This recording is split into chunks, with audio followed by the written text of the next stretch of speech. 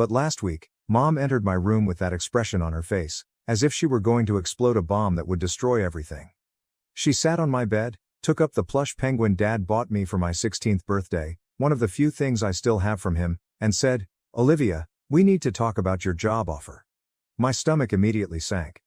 She went on to tell me that Ashley was struggling with her first year of college and needed to take a vacation. She apparently has anxiety and needs to return home. This entails additional expenses, which Mom cannot handle alone. She advised me to ignore the San Jose offer and seek a local job instead so that I could help with the finances and care for Tommy. Ashley's worry manifests itself mysteriously when things don't go her way. She had no issue performing in a 3-hour dance showcase last month, but when her teachers required her to attend morning courses, she experienced crippling social anxiety. She can spend hours at parties with her friends, documenting every second to Instagram, yet she supposedly has panic attacks when it comes time to study for tests.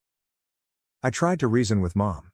I spent hours showing her my financial plans, explaining how I would send money home once I had settled in, and even promising to assist Ashley in finding resources for her purported mental health difficulties. But Mom would not hear it. Family comes first, she kept stressing, as if my desires and goals were not important to the family's well-being. What is the worst part?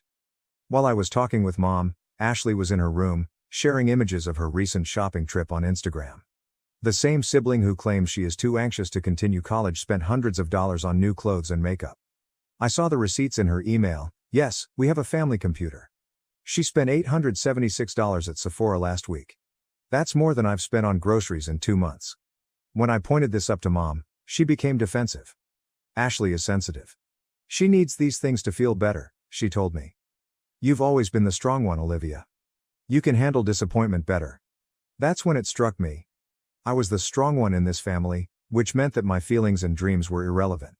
The following days were a flurry of anxiety and desperate planning. I contacted my college advisor, who was outraged by the scenario but couldn't provide much assistance. I called the company's HR department to explain my predicament and request additional time, but they could only extend the deadline by a few days. Without family assistance or a co-signer for an apartment contract in San Jose, my options were quickly dwindling. I even attempted to appeal to Mom's sensible side. I produced a detailed spreadsheet demonstrating how my San Jose salary will benefit the family more in the long run than a local job paying half the amount.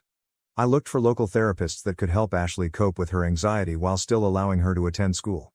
I volunteered to schedule regular video conversations with Tommy to keep involved in his life. Nothing worked.